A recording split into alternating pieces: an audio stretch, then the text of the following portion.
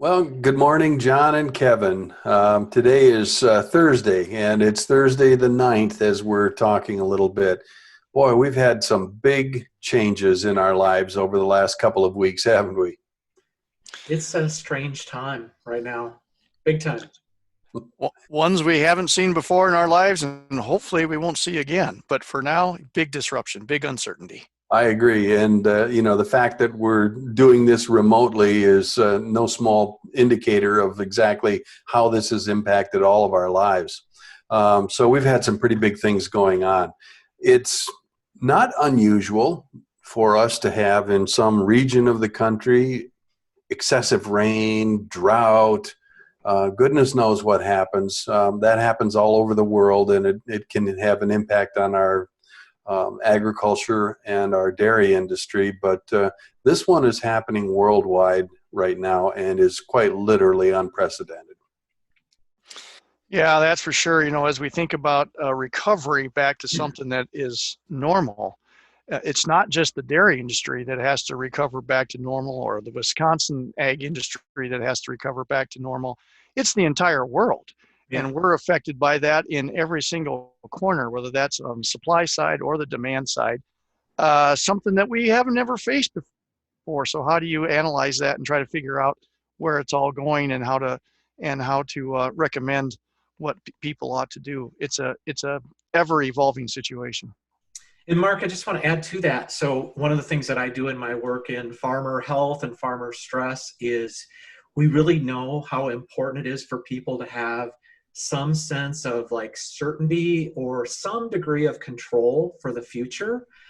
And like you said, it's everybody in the world doesn't quite know, like even if you look up to June 1st, are we going to be back out of our homes for those of us who are not out farming and, we're stuck here in our basements and we're trying to get work done.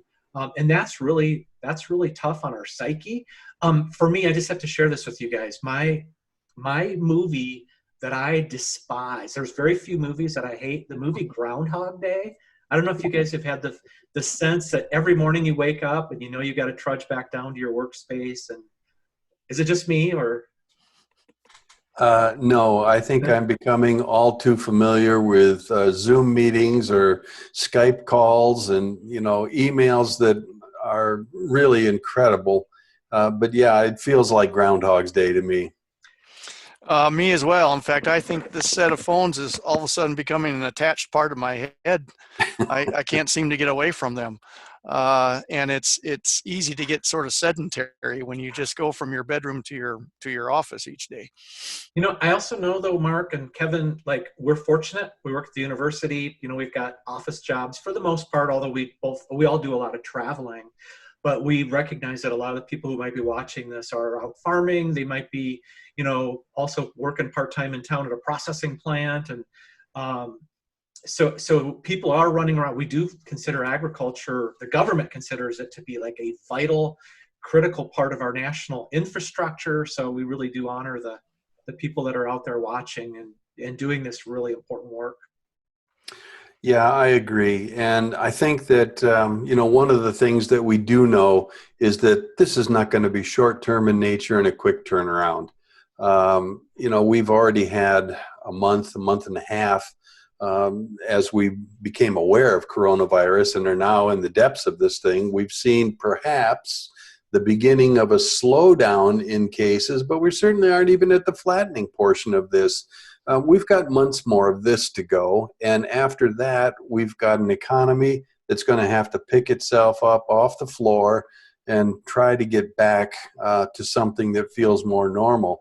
During that time period, we've got emotional stress, as you pointed out, John, but we've also got financial stress, Kevin. And, there's just an awful lot about what people are going to have to be doing to deal with it. I'll bounce this Well, back. the dairy industry, just was starting to take a sigh of relief. The last quarter of 2019, the first month there or so of 2020, they finally got back to some level of profitability after 4.5 years of a extended down part of the cycle. Finally starting to build working capital, finally started to pay off some debt. Some normalcy started coming back in, and then boom, hit again with COVID-19 and the impact of which we don't know. And so that's adding a whole new level of financial challenge and emotional stress and a lot of other things. Yeah.